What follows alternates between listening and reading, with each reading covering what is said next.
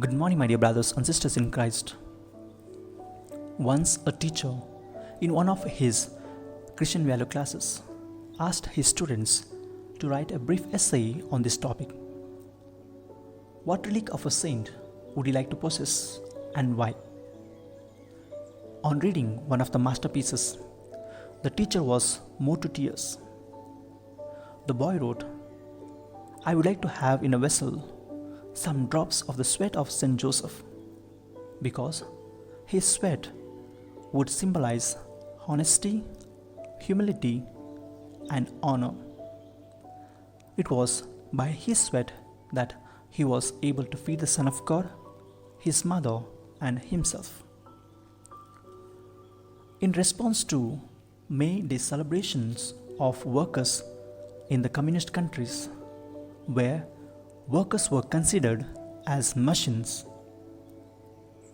Pope Pius XII in 1955 instituted the Feast of St. Joseph the Worker to commemorate the example and intercession of St. Joseph as a worker and a provider. This feast also acknowledges dignity of labor and gives all Christian workers a role model and heavenly patron.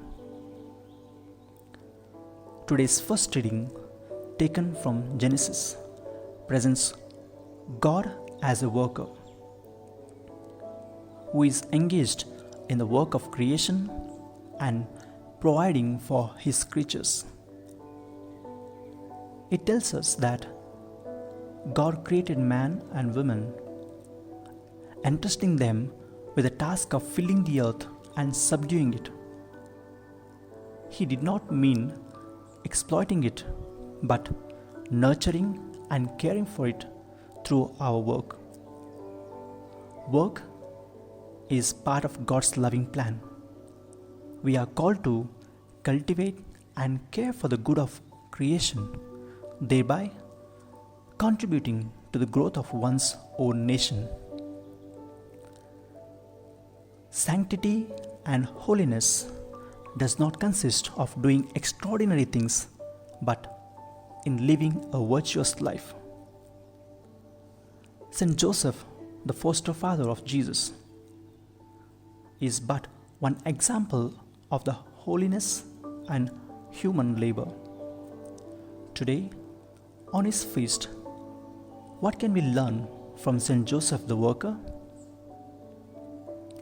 Every work of labor has three P's in it. First, work is purposeful. As a carpenter, Saint Joseph worked to provide for the family. It does not matter how big or small our work is, but with how much love it is done.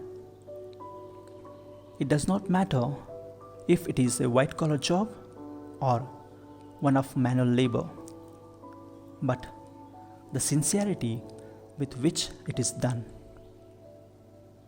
Every hard work bears fruit,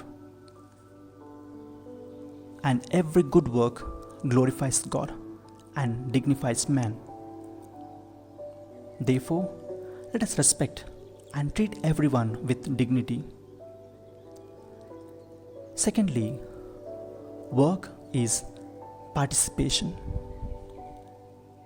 As husband and father, Saint Joseph participated in the plan of salvation. Doing God's work is the noblest of all work. A work begun with God's grace always ends with God's blessing. Therefore, we need to participate in it. Thirdly, work is productive. Saint Joseph's work was productive not just in terms of personal profit and economic gain, but more importantly, it earned him a good name. He was a just and honest man. Money earned through unjust ways is always a crime.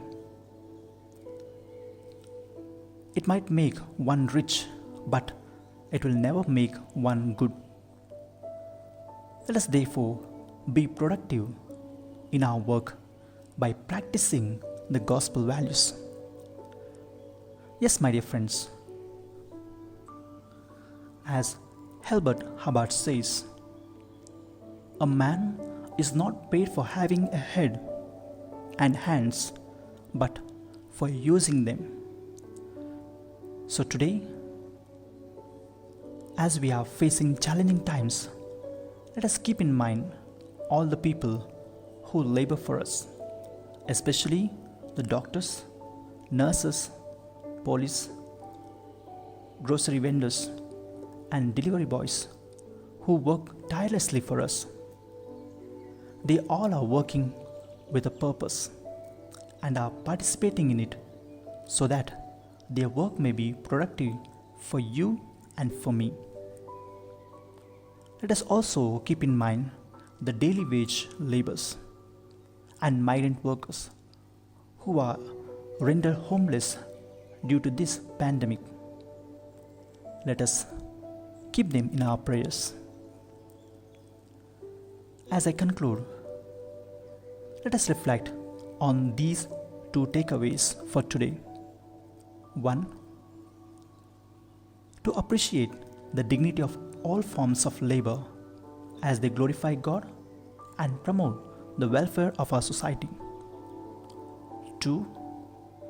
Let us be sincere and committed to our work as Saint Joseph was, working in the constant awareness of the presence of God.